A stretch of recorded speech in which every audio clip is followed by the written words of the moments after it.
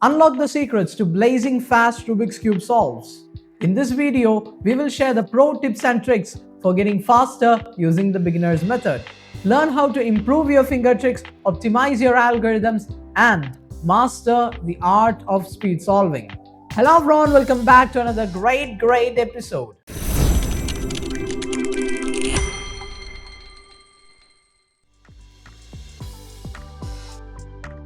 Becoming a speed cuber is a very thrilling aspect. Solving a cube at lightning speed, impressing everyone around you, doesn't that sound good?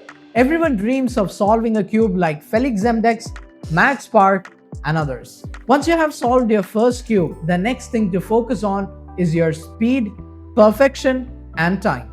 Just learning how to solve a Rubik's Cube won't make you able to solve it within a minute or just within seconds. For becoming a speed cuber, first you have to master the beginner's method with lots and lots of practice and then learn advanced methods like CFOP for solving your cube. Today, we will be exploring the various tips and tricks to advance using the beginner's method. Getting efficient using the beginner's method, understanding the basic algorithms, and mastering it is very important. You can easily get sub 40 solves, and if you can go fast enough, get sub 30 solves too using the beginner's method. CFOP is the most widely used method for speed solving. This allows you to solve the cube just within 4 steps: cross, F12, OLL, and PLL. In order to learn the CFOP method and get faster easily, you have to know some tricks using the beginner's method.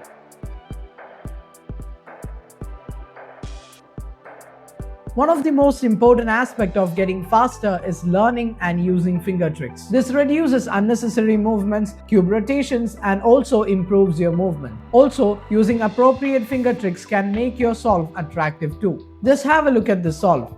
Less movements, less cube rotations, and also makes it attractive for the viewers. Compared to solving with your hand, with a lot of movements, cube rotations, suffocating the cube by covering it with your entire hand, and eventually slowing you down.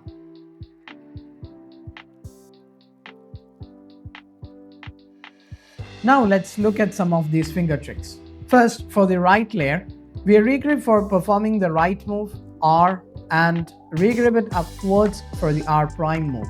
And in some cases, we use the flick move with our index finger for the R turns. Now, same for the left layer, regrip it slightly and perform L prime and L with the same grip. Or you can just regrip it towards the top, L, L prime. In rare cases, we use the flick move using our left ring finger for the L prime turns. Coming to the upper layer, we have 3 types of moves here: the slide, push, and flick. So the slide move is performed using the right index finger for U turns and left index finger for U prime turns. The push moves are used for U prime turns using the right index finger by pushing at the back of the upper layer, U prime, and with the left index finger for the U turns. And the flick moves are used for U prime turns with the right index finger and U turns for the left index finger. Coming to the down layer, it is similar to the upper layer case: slide, push, and rarely flick. The right ring finger for the D prime moves and left ring finger for the D moves. Push at the back of the down layer with your right ring finger for D turns and with your left ring finger for D prime turns. For the front layer, we have push down, push up, and slide.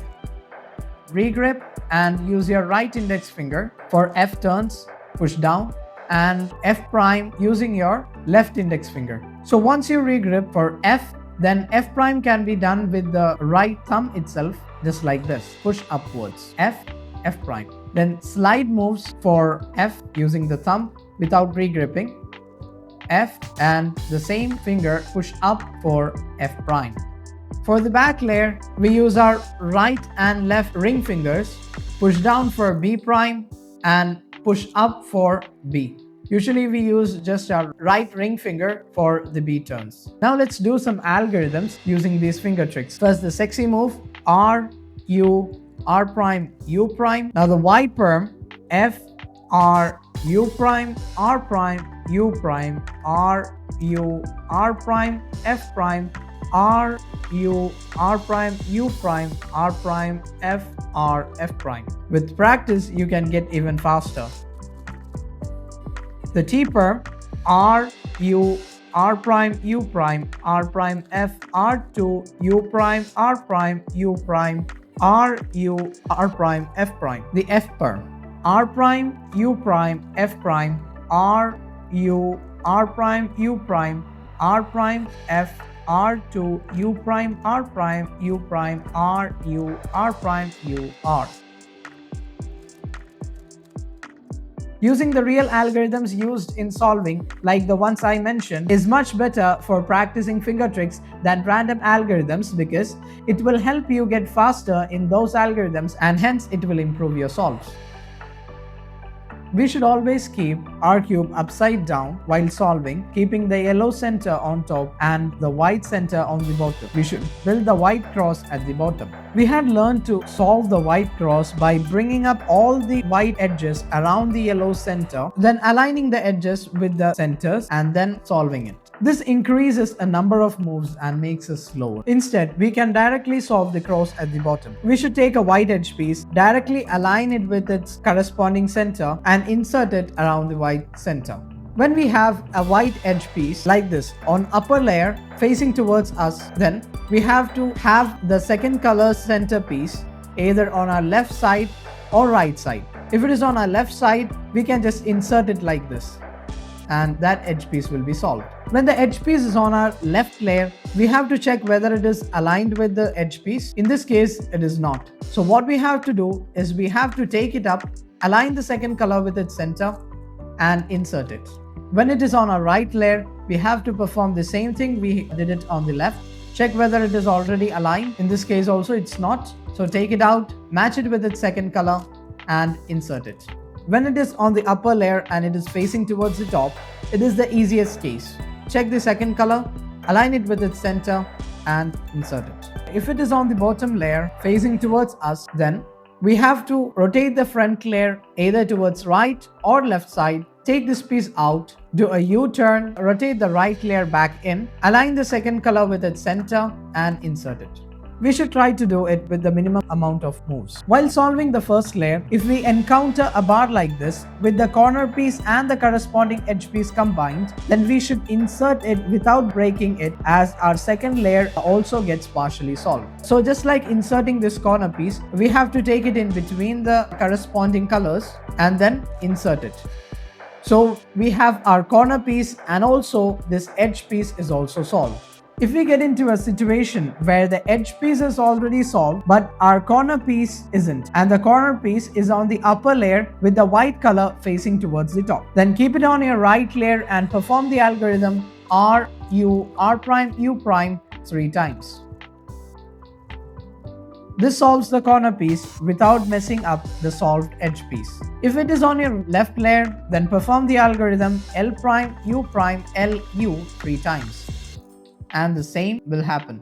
Moving on to the yellow cross, we know that when we have a dot, we perform the algorithm F, R, U, R prime, U prime, F prime, get the L case and repeat, then get the horizontal line case and repeat again.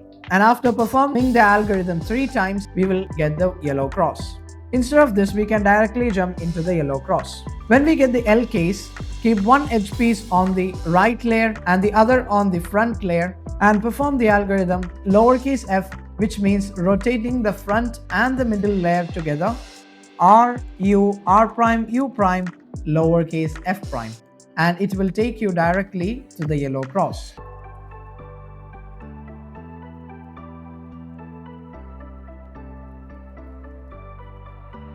These small tips will help you get faster, but just knowing these things won't do anything. Putting these tips into play for the appropriate cases by using the appropriate finger tricks and with consistent practice, you will be able to become proficient at speed cubing. Increasing your speed also depends on the cube used for solving. Cheaper, non-speed cubes won't do the task. If you're actually bothered about speed cubing, I would suggest you to get a speed cube, on top of that, a magnetic cube.